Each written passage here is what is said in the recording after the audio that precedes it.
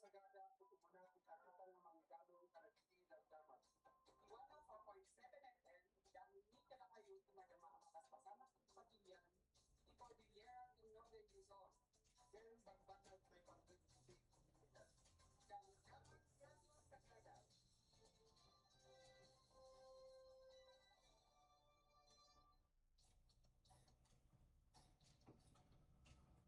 Okay, din bangagsapa, ganun bagaldaw ka kay papagayam kagayam, din man naman ni Tura City pa na kaibingay, iti damdamag itangal daw, para mo't kadagiti ulo nagiti damdamag lokal, iti update, iti operation na Sofia.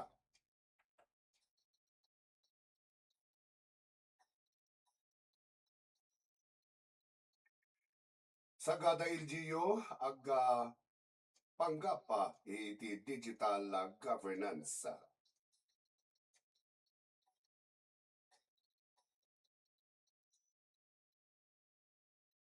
Iti dumapay nga ulo nagiti damdamag, panang patag iti suporta ken serbisyo para kadagiti indigenous peoples.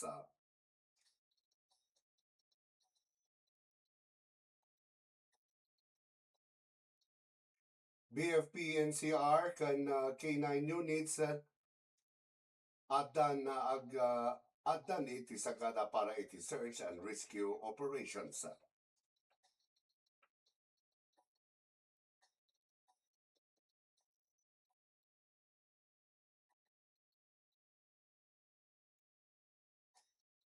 Sabangan na search, rescue ken retrieval team mangipatulod iti sagada para iti panagsapol iti mapukaw.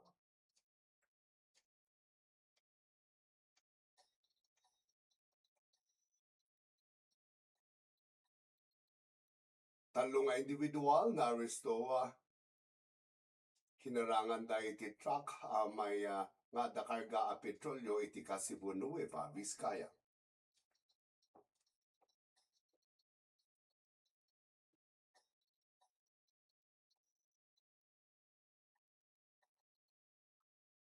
Iti aldaw iti Operation Sofia, iti August 19, 2026, awan ti tao mga makapagnaed asol solo.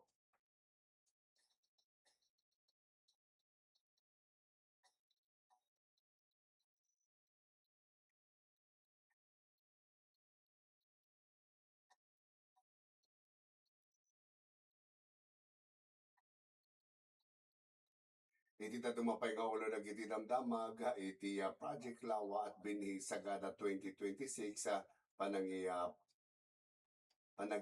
pagda iti panangaited iti beneficiaries.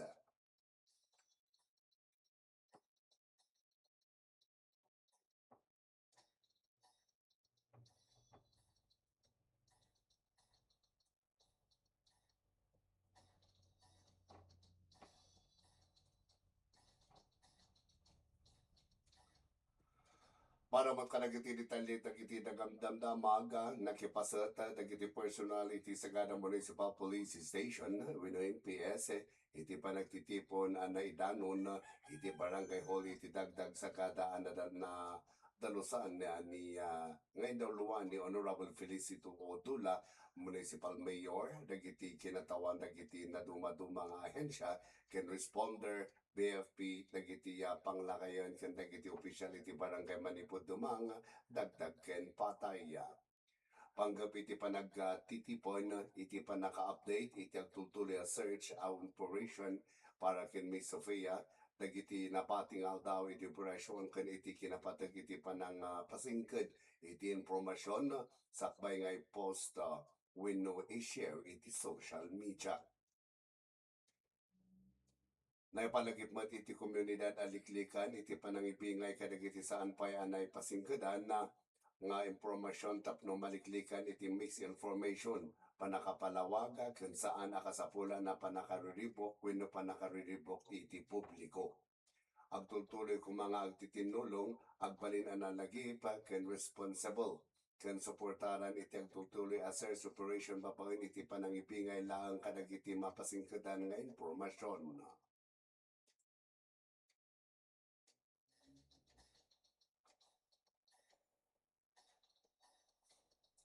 Iti na dumapay nga detalye na iti damdamag iti municipal sa government of Sagada babaw iti Office of the Human Resource Management Officer HRMO ang nakipagtrabaho iti Department of Information and Communications Technology Mountain Province Field Office wenno DICT MPFO iti panangitaulo iti orientation kan panang wenno panagparehistro iti digital signature babaw iti Philippine National Police Key Infrastructure PNP-KI program iti Sangguniang Bayan Session Hall patay Sagada Mountain Province di Agosto 19, 2026. Iti na ito yung aktibidad mayam ammo kadagiti empleyado ti munisipyo iti panagusar iti PNP-KI Digital Certificates dagito ikat makatulong amang patalged kadagiti electronic transactions babaw iti panang pasingked iti kinatao iti agsign ken iti kinapudno ken integridad dagiti digital documents. Sana nga panagbalbali manipod iti panagusar iti papel no di kat may sada ito'y napatag apasag iti panangaramid iti trabaho iti gobyerno nasayaat natalged, napaspas ken nakasagana iti digital at transaction. Oray simple lang iti panagbalbaliw iti wagas iti panagsign ken panang proseso dagiti dokumento makatulong dayto iti napaspas na talged ken mapagtalkaan panangipaay iti serbisyo publiko. Agyaman kami iti DICT Mountain Province iti napateg suporta.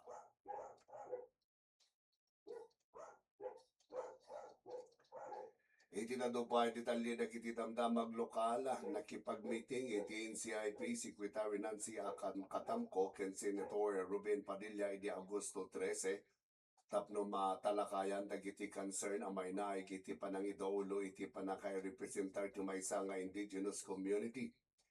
Naipatag iti diskusyon panang bigbig iti lehitimo a Pangulo amang ibatay kadagiti customary laws traditions ken bukod proseso ti komunidad. Na diskusyon mat iti kasapulan iti nalawag proseso ti panangisolbar kadagiti saan panagtutunos wenno panagre-revoke iti komunidad. Kas iti panangipaay iti umda sa informasyon ken legal assistance kadagiti kamong iti komunidad tapno mamuanda dagiti karbunganda ken dagiti umiso a makimismo mekanismo mabalinda nga usaran. Tinalakay mo dagiti mabalin nga aramidon tapno mapapigsa ken mapapintas pa dagiti agdama nga guidelines ti NCIP. Nang runa kadagiti iso masansan amang patawod iti panag-revoke ken saan panakaawat iti komunidad. Napatagpara iti NCIP iti timok dagiti katutubo pamayanan ken pudno may representar ken dagiti bukod sistema iti panangidaulo ken customary laws ket respeto. Babaw iti nalawag nga informasyon umiso a proseso ken access iti legal assistance mapapigsa iti kabalan dagiti komunidad nga mangisolbar kadagiti concerned ken mga tanggaya kadagiti karbunganda.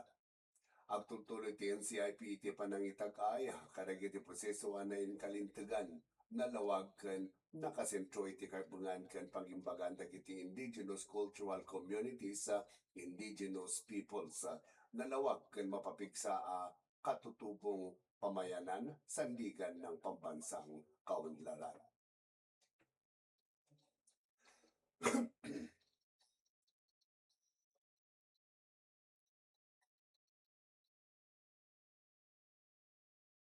Iti na dumapay detalye dagiti damdamag lokal kasumbat iti agtultuloy a search and rescue operations para iti maysa nga residente a Mapukaw iti dumang Sagada Mountain Province nang ipatulot ti Bureau of Fire Protection National Headquarters iti Nayon personal ken K9 search and rescue units tapno tumulong iti operasyon tinasao nga lugar.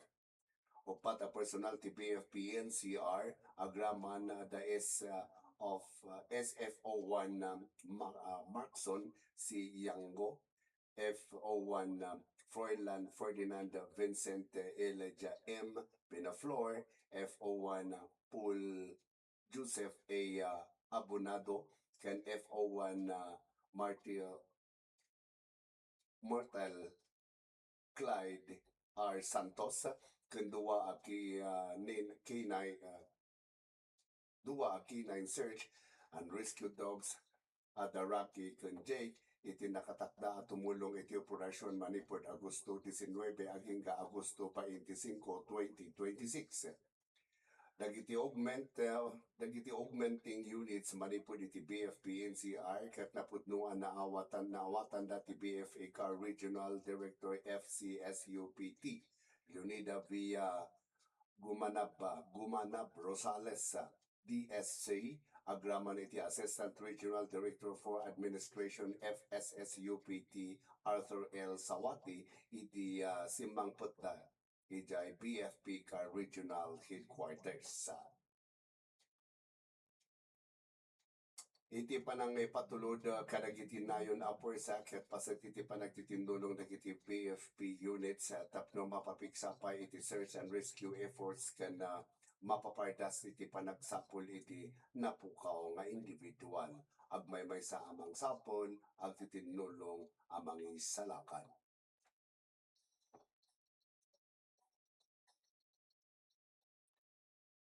Iti na tumapay lokal tamdama iti agmalab iti 150 beneficiaryo manipod kadagiti barangay Bangaan Madungukan Pide iti nakaawat iti payout na babawin iti Project Lawaan Binhi Sagada 2026. Tunggal beneficiaryo kat nakaawat iti 9,400 kasbayad iti panaka kalpas na iti dagiti aktibidad iti proyekto babawin iti cash for training ken cash for work dagitoy nga aktibidad ket naaramid iti uneg iti 20 nga aldaw. Tunggal beneficiaryo ket nakaawat iti 9,400 akas bayad iti panakalpas na ita kadagiti aktibidad iti proyekto babawin iti cash for training ken cash for work. Dagitoy nga aktibidad ket naaramid iti uneg iti 20 nga aldaw. Iti Department of Social Welfare and Development DSWD iti nang idaulo iti proseso iti panangapay iti payout agraman iti suporta iti Sagada Municipal Social Welfare and Development Office MSWDO. May sa daytoy nga programa amang iti oportunidad kadagiti beneficiaryo nga makipasit iti produktibo nga aktibidad makaala iti nasasaya at kabailan ken makaawat iti financial suporta para iti pamilya.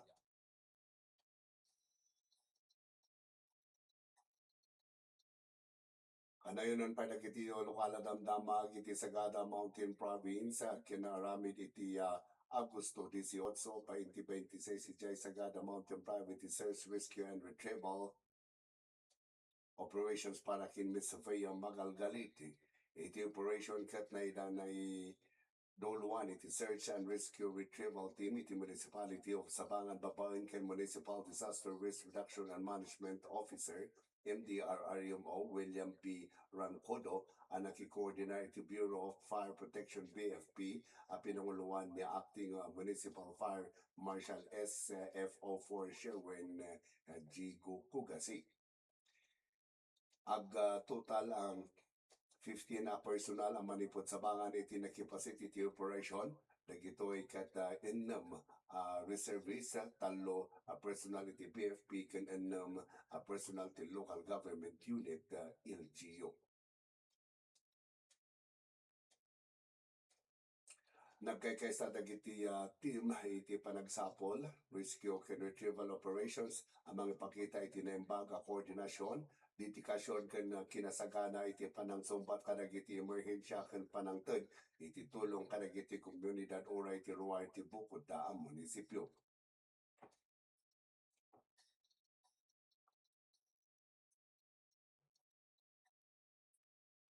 Manipon mo iti ulo dagiti damdamag detalye dagiti damdamag regional Kasipo ni Nueva Vizcaya talunga individual anaresto dagiti otoridad kalpasan nga inaramid da kadakwada winukunada panang harang iti panakaslok iti masa atrak amay karga krudo na ipag-aapara iti may sa proyekto iti gobyerno iti barangay Pao, Kasibo Nueva, Vizcaya.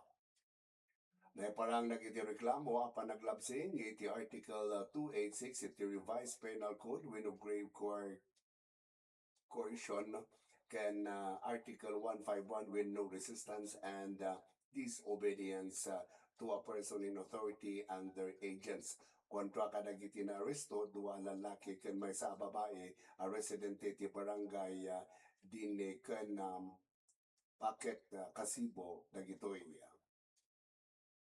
Sigun iti Kasibo PNP nakawat da iti tawag manipod iti may sa barangay kagawad iti Pao kalpasan nga kunana ket hinarang dagiti nagbarikada ti truck iti barangay Paket dagiti nagbarikada ket naibaga a grupo a kontra iti pagmimina iti unag ti truck ket adda pito a drum iti krudo a kunada ket usaran para iti panagpasaya at ken ornos iti kalsada iti barangay Pao.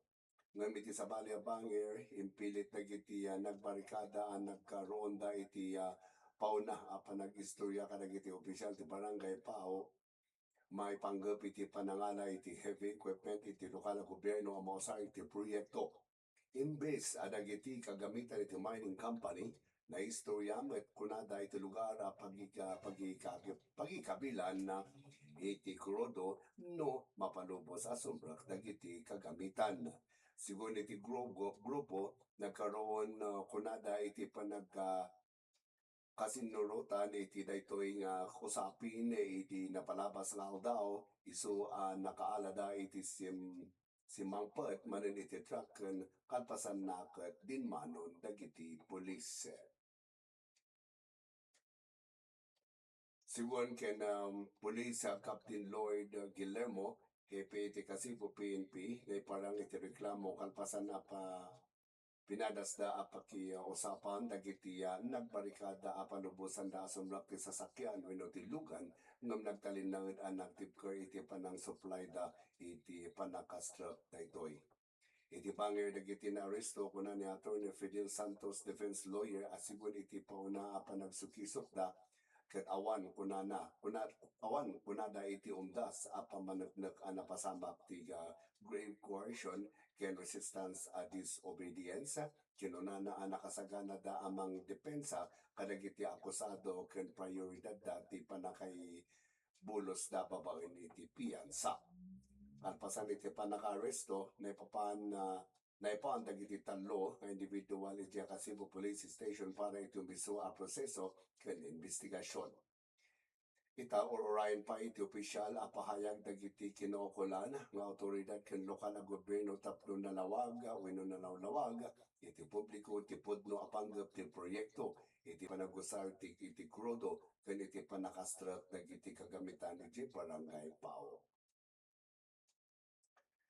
Iti na dumapay nga damdamag urepay iti rigat a panyempo amin a search, rescue, and retrieval SRR teams kadwa dagiti voluntaryo ken responders ket nagtultuli iti napiksa ken awan sarday apan nagpiro iti may kawalo aldaw iti Operasyon Sofia.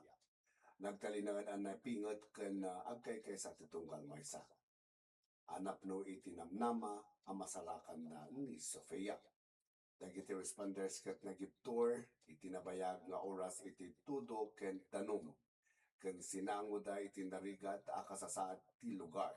Sana nasayaat nga angot ken narigat a panyempo. No pay kasasaan na napukaw iti determinasyon da. Sumrap da kadagiti naunag nga abot ken nagtuloy da. Iti clearing operations kadagiti na iti kadakwata nga area of responsibility amin kata para iti panakasalak ken panakasumpot ni Sofia. Iti operasyon itangal daw naipatugunay iti kinatalged dagiti responders ken publiko bayat iti panagtultuloy ti SRR ken clearing operations. Dagiti 12 a teams abuklen iti 65 a tao a sinuportaran ti maysa a K9 unit ket naipatulod kadagiti maanas maanas iti Bagalima ground zero ken residential areas tapno itultuloy iti mission ken panagbiro. At tutuloy pa lang iti panagbiro ka, napigsa pa lang iti espiritu ti bayanihan, may sawi no panagkaykaysa, ken namnama, bayat dagiti responders, voluntaryo ken komunidad ket agtitinulong iti panagbiro ken panagkasapit iti panakasarap ni Sofia. Naimbag manangal daw kada kayo amin papagayang gagayom dagita pa lang iti naibingay tayo at damag kitang aldaw iti nang ibingay kadagiti sumagmamano at damag awan sa bali animanong yu Rafi. Naimbag manangal daw nga awan.